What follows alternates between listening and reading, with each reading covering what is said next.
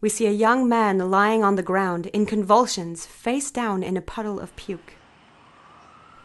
I call an ambulance. I'm the first and only person to help him, although the street is crowded and the terraces are packed with people. Some, in supreme contempt, have tossed coins in the vomit. While we wait for the ambulance, I look at the people around me, and I'm ashamed to be a human. This experience changed my view of the world.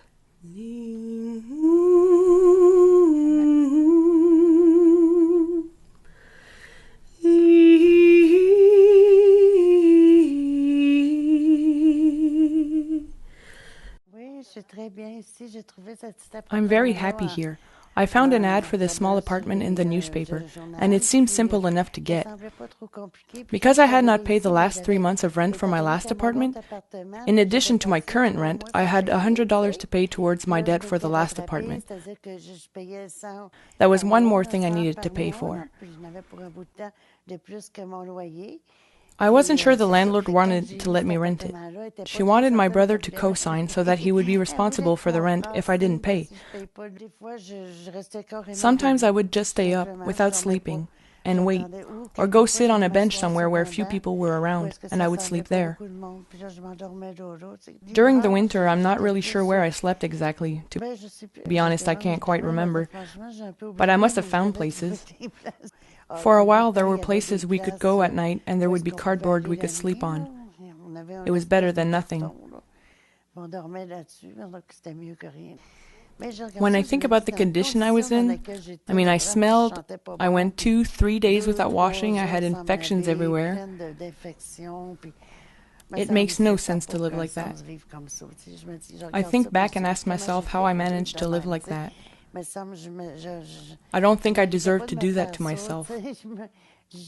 I could have planned my life a little bit. I wonder, was I thinking? Was I not thinking at all? Is it my fault? Is it because the drugs had a hold on me?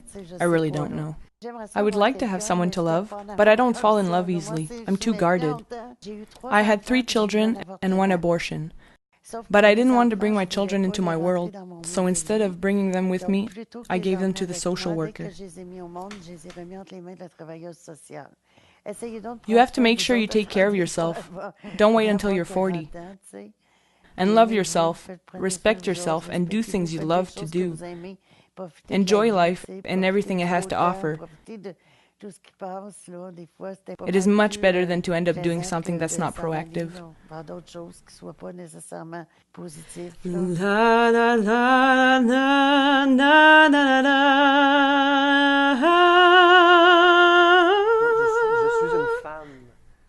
I am a woman above it all, even above the name transgender.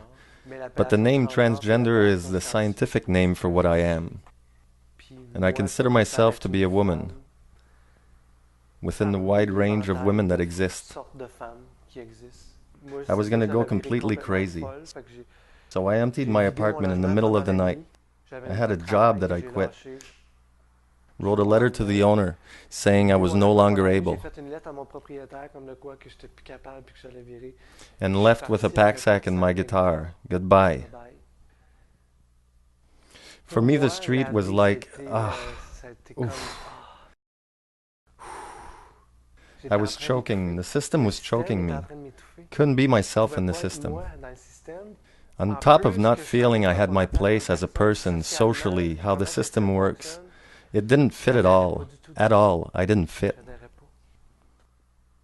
It was better sick in the street than sick in the apartment. Because sick in the apartment, I know that I was at a point of putting an end to my life. While in the street, it's like you're struck. It's really that your soul is no longer able to function in the system that we built. And the fact of being out there, you get closer to nature, closer to people. You're struck by the weather, struck by the changes, by nature, struck by the people you meet, struck by everything. And then you regain a little confidence that you have your place in this world. For sure, I don't think of suicide at all anymore. And you know, I go through tough things, tougher than ever, in my life. Plus difficile que jamais dans ma vie. For example, a girl, well, there are people going by here, there's a girl that'll go by, the window's open, she'll scream, fucking gay, fucking gay. Avec vos lois vides de repères, je suis la femme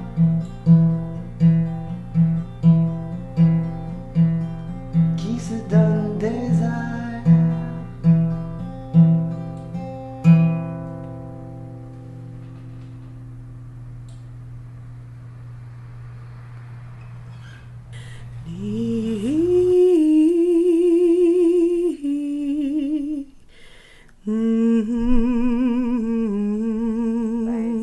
Well, for myself, I come from far. I feel as if I'm walking and I have this lifetime tag in my forehead saying homeless.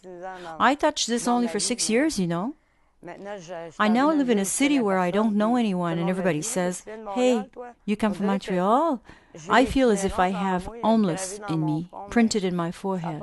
But the reality is that I'm just a human being coming from Montreal.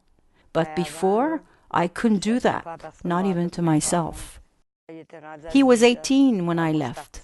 I was gone in the street for 2 weeks, and it lasted 6 years, this luggage trip. When I came into my apartment, the first 6 months, every day, I wanted to come back here.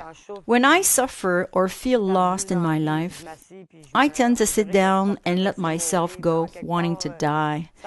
But at some point, not even voluntarily, I feel as if there is no hope, you know? It's been a long time since I did not stop and have a chat with a woman. I think it never happened in my life to say, "Hey, let's go somewhere, let's talk between us girls." Even at home, I put makeup. Wow, so long since I had not put makeup on. 'Cause you don't think about that anymore. Like you forget about it, you know? Don't feel like it anymore. And then you want to look cute, but for yourself. When you're in the street, you're cute or you're not. Me, I did my time. My adventure of the Lost Ark. I think that I saw all the edges, all the sides of what I wanted to see.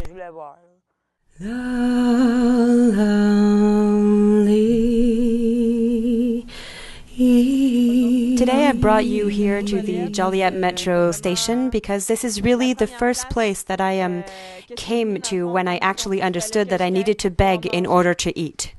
I first started doing this because things weren't going too well for my family. There wasn't enough food to go around and we were subordinate to a violent home.